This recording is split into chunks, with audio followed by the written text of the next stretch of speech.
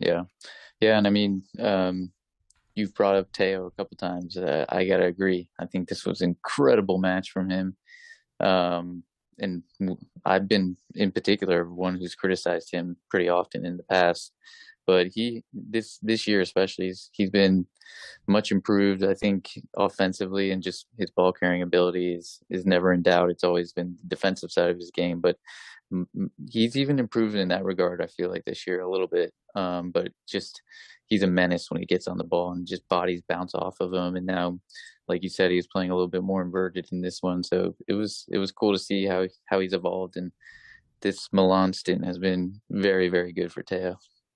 Incredible, incredible. I mean, this is what we hope for him from his Alaves days. This is what he was supposed to be. This is what we wanted to sign. This is the player we wanted to sign. It's Um, kind of like, don't you think, don't you have like a little feeling like just kind of this little bitter feeling of like if we were just a little bit more patient with some of these guys, Reguilon, Ashraf, Odegaard, Kovacic, Llorente, like we would have had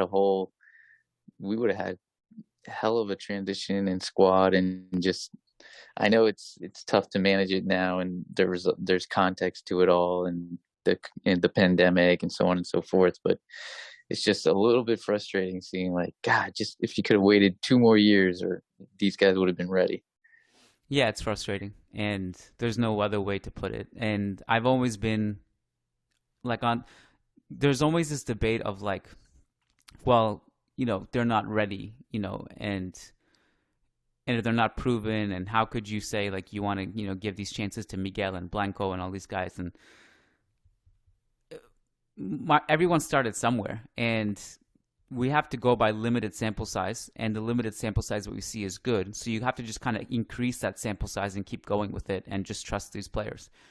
I stand by it. I don't think Pedri would have become what he is now had he come up through the Real Madrid youth system. And on the flip side, what would, let's say, Odegaard be if he came up through the Barca youth system? Would he be Yeah. starting every game right now and being the one that everyone's talking about?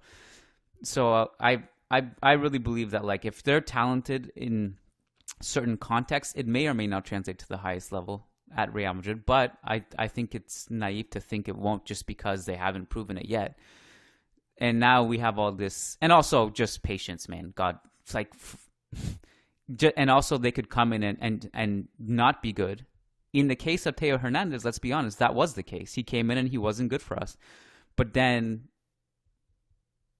isn't that kind of what happened with Marcelo and Ramos too? So like, are we willing to kind of go through that? And it's kind of frustrating when you fast forward again. But there is context, like you said, the pandemic and raising funds and stuff. I guess the problem is that there's a long term cost to all this stuff too. The you raise some money and you made some money on Odegaard, but what is the long term cost?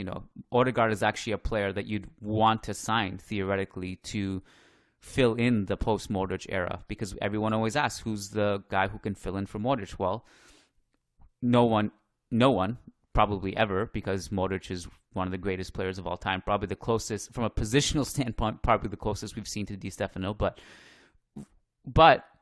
Odegaard ticks off like so many of the boxes. So if you let's say if you wanted to sign him now as your Modric replacement, he'd be super expensive. So Well, you got to you think can, of it I that mean, way. I think the biggest argument too to that point is Ashraf. Like, we're Oh dying for a God, right back.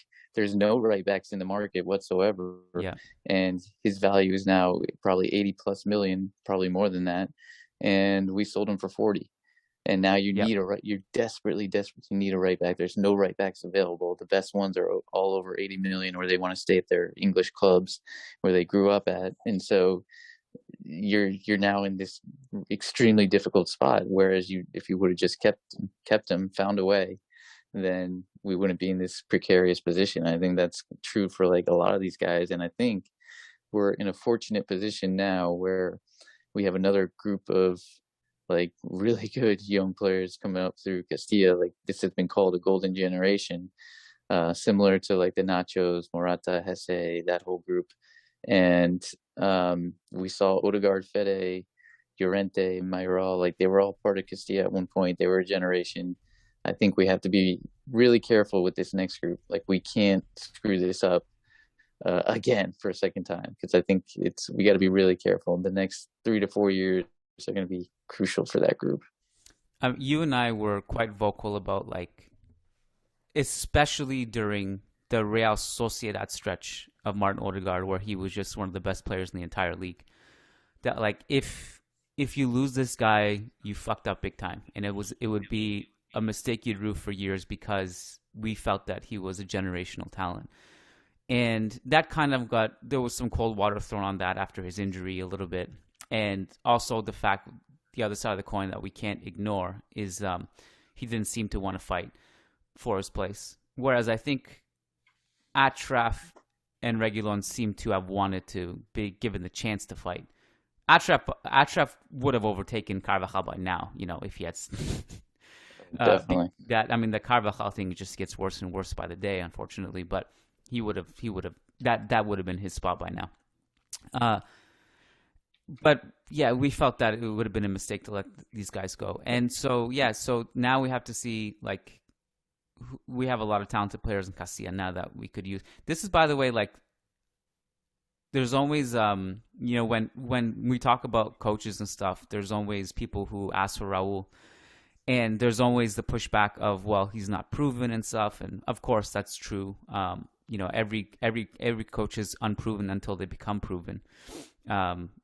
Like Xavi, like Pep, like Zidane, etc. I personally feel like Xabi Alonso will succeed, even if there's absolutely zero proof of that, just because I blindly follow his tactical brain and his leadership ability. But on the flip side, this could go wrong. I mean, I will say one thing also, like, it's not, there's always been this thing about, like, well, not all great players become great coaches, and a lot of great coaches now were not great players. Of course, I will say, like, the great players who are becoming coaches now are much different than, like, Diego Maradona becoming a coach, because Diego Maradona is not going through the same vigorous tactical journey as some of these coaches now. Like, Zidane goes through this journey of learning from Pep and all these guys, and Carlo, and going through these different schools of thoughts and learning, etc. Raul, the same thing. These guys all go through, get their coaching badges. Xavi, obviously, is going to do his homework. It's not like they're just throwing in a great player who's not invested his whole life into this. So I also think that the context of great players becoming coaches in 2022, we can be more flexible with our opinions of whether, believing in their success or not. I think we can at least go by a little bit more than we did back when Maradona and Di Stefano were becoming coaches. So there's that. But also, to me, like, the biggest case for somebody like Raul would be this, what we're talking about here. Because it's one thing for Carlo Ancelotti, who knows he's probably a transitory coach just by default, because all Real Madrid coaches are transitory coaches. 99.9% of them are. And he knows that he's looking out for his job security, and he cares less about developing young players. The case for Raul, apart from, let's say, whether he's, and I'm not saying this is the case to hire someone, this should be what your criteria is, but it's just simply a criteria. It's simply a branch of it. But a case for him would be, he would be interested in developing these players. Solari, as much of a disaster as he was interested in developing those players. And I thought we were actually, a lot of us appreciated at least that side of it. If we didn't appreciate his tactics, we at least appreciated the fact that, we saw Reguilon and Vinicius just fighting like crazy in a Clásico and putting in something that we actually really respected. And we said, okay, we have some Madridismo here. We like this. And I feel like Raul would bring that to the table, in addition to, he seems to be more tactically intelligent than Solari was. And I think that's part of the benefit of somebody like Raul. And that was part of the benefit of Zidane too, let's be honest. Like, when he first came in, he used a lot of these younger players. And he trusted, like, through his last stint, not as much. And we were all confused as to why.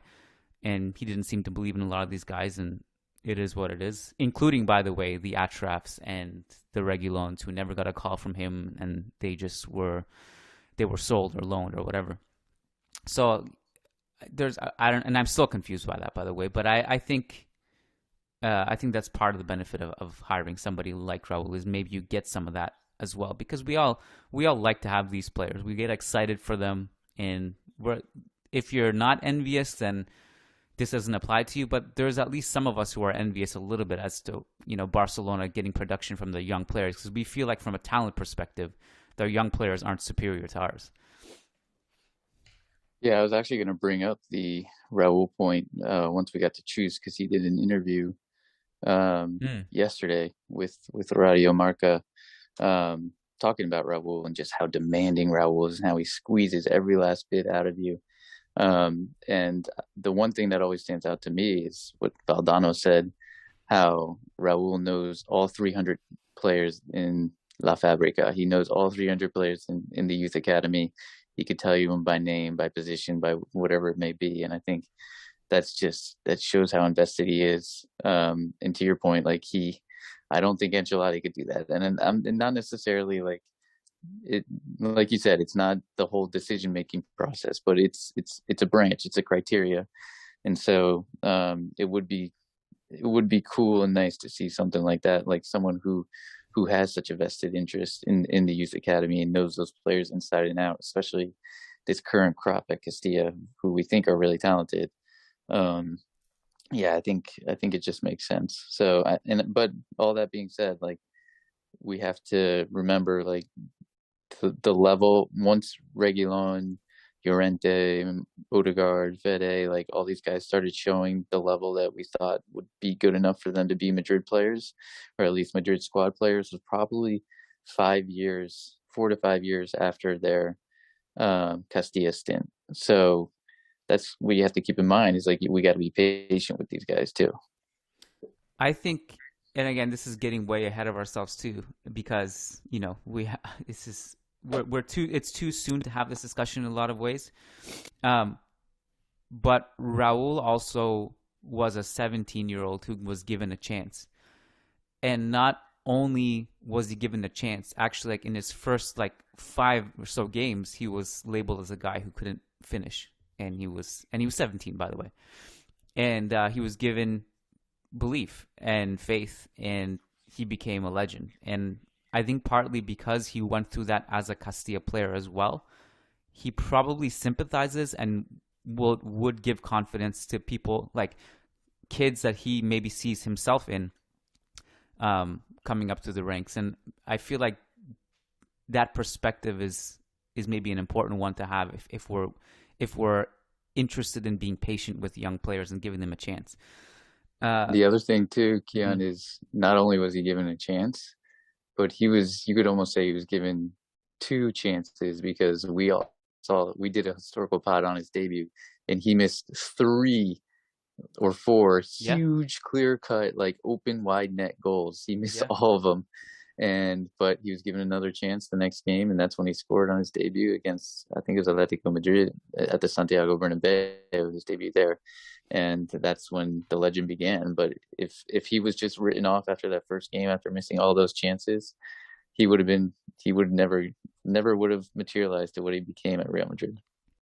What's up, YouTube? This is Kiyan Sobhani. What you just listened to was a segment from this week's Loan Tracker podcast that is exclusively over on patreon.com/managing Madrid. Every week for our patrons, we review the performances of the players on loan, and you get tangents like this all the time. So this actually was a branch of the discussion from the Brahim Diaz segment of the podcast, where we talked about his performance versus Calgary in AC Milan's 1-0 win over them. And naturally, that led to a discussion about Theo Hernandez, because he was a monster in this game. And that led to all of the stuff you just heard. So if you're interested in the full episode, you can go over to patreon.com/managing Madrid. We do this segment every week. We also do a weekly mailbag where Real Madrid fans ask us questions and we answer them. That's also exclusively for patrons. And 2 games coming up: Chelsea first leg, Chelsea second leg. Those will exclusively be a live Zoom call over on patreon.com/managing Madrid. If you want access to the Zoom link after the game to join us on the podcast and listen to it, even if you can't attend it live, that's over on patreon.com/managing Madrid. Thank you for listening, and we will see you around. We got lots of content coming your way, even during the international break, so keep it locked on the podcast and the website, managingmadrid.com, and Hala Madrid.